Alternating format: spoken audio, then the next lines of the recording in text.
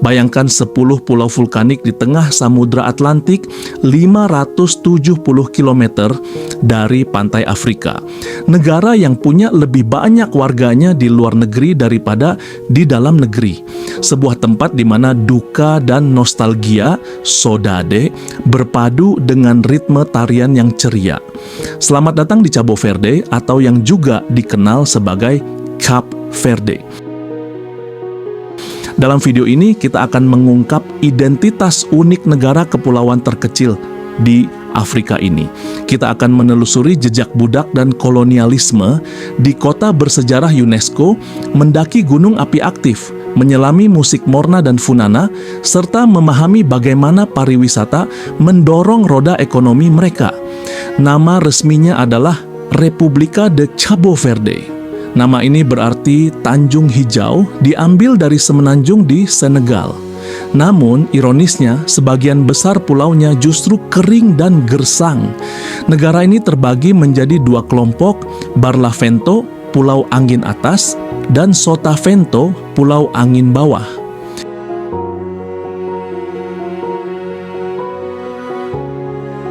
Pulau-pulau ini tidak berpenghuni hingga ditemukan oleh navigator Portugis dan Genoa pada 1456. Lokasinya strategis, mengubahnya menjadi pusat vital perdagangan budak transatlantik pertama. Inilah tempat percampuran pertama budaya Eropa dan Afrika. Epicentrum sejarah ini adalah Cidade Vella, pusat sejarah Ribeira Grande di Pulau Santiago. Dulunya ibu kota pertama, kini menjadi situs warisan dunia UNESCO. Di sini Anda bisa melihat reruntuhan katedral, benteng kolonial Fort Real de São Felipe, dan tiang hukuman. Sejarah Cabo Verde diwarnai kekeringan panjang dan kelaparan hebat yang memicu emigrasi massal.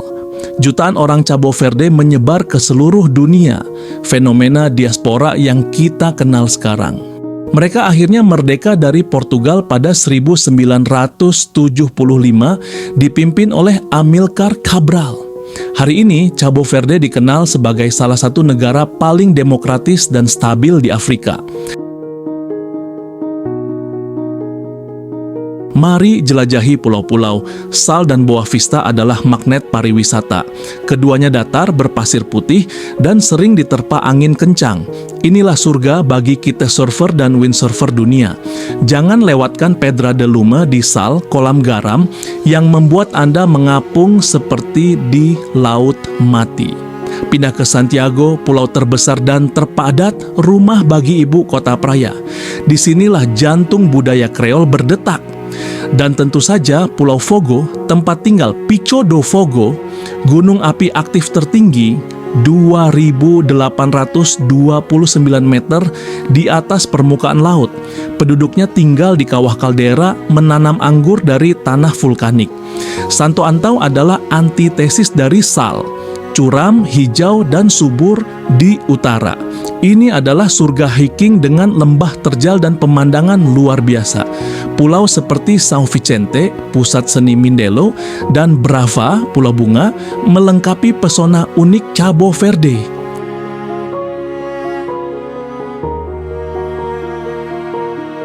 Identitas Cabo Verde adalah Crioulo, Kreol yang kaya, perpaduan sempurna Eropa dan Afrika.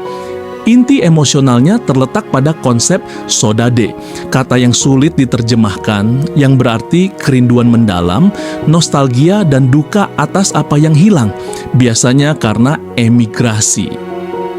Ikon tak terbantahkan adalah Cesaria Evora, si diva kaki telanjang dari Mindelo. Ia membawa Morna ke panggung dunia, genre musik yang sering dibandingkan dengan blues atau fado Portugal.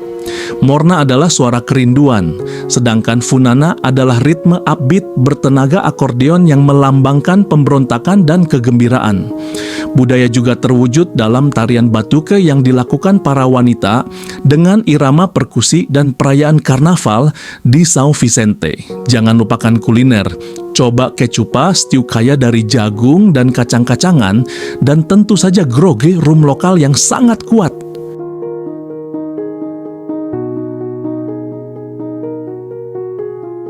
Cabo Verde adalah negara berpenghasilan menengah unik di Afrika.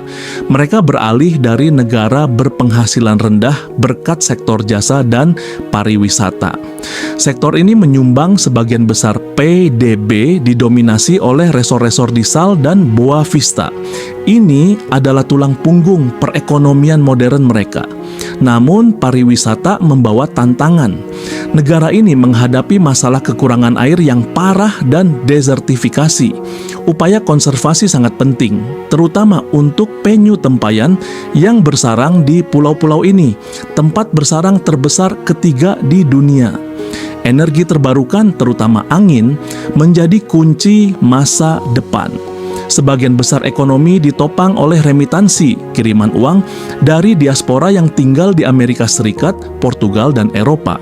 Ini menyoroti ikatan kuat yang tidak pernah putus antara pulau dan warganya di luar negeri.